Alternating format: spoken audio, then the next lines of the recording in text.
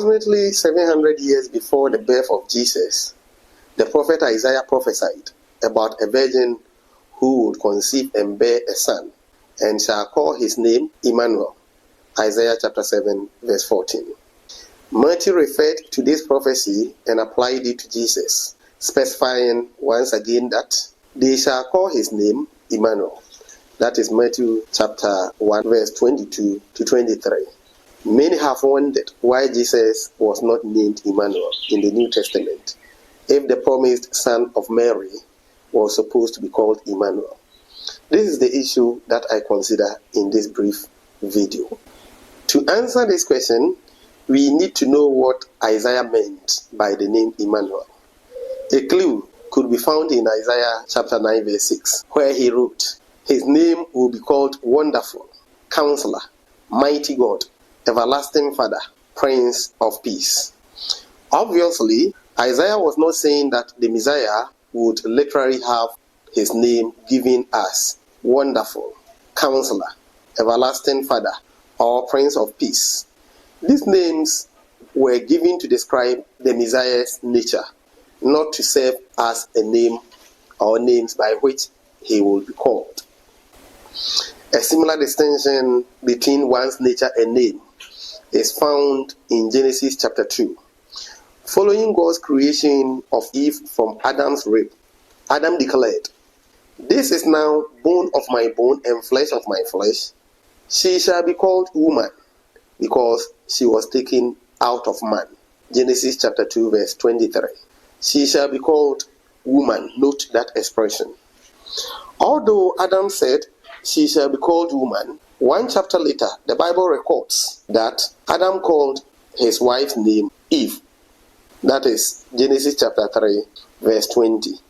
Obviously, Adam meant that by nature, the woman who was created from his rib was a female human, that is, a woman, a helper comparable to him.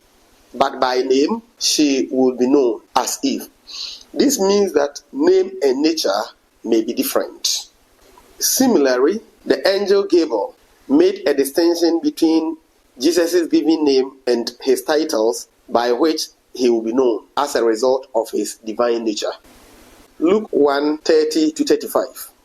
Then the angel said to her, "Do not be afraid, Mary, for you have found favor with God. And behold, you will conceive in your womb and bring forth to a son, and shall call his name Jesus. He shall be great and will be called the Son of the Highest.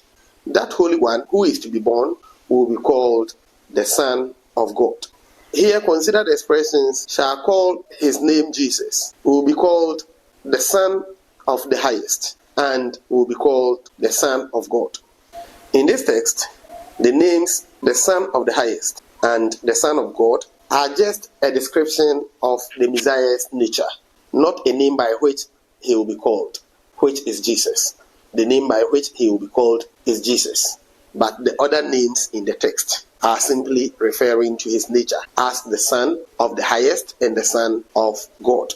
Further still, Matthew clarifies God's use of the name Immanuel in the very passage he quotes Isaiah chapter 7, verse 14.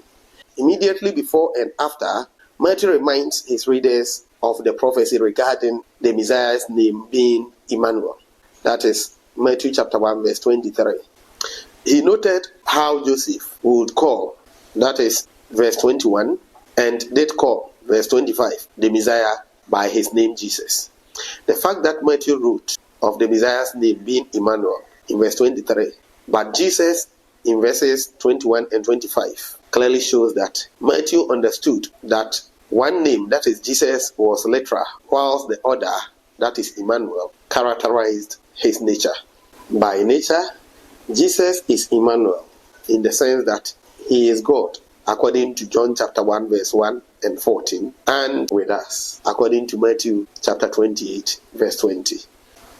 So to sum up, Jesus was not expected to be called Immanuel, literally, but he was Immanuel by title, meaning his nature demonstrated that he is God and with us. I know you have enjoyed the video. Get back to the channel, download other videos, and leave your comment and questions there. I will interact with you. God richly bless you.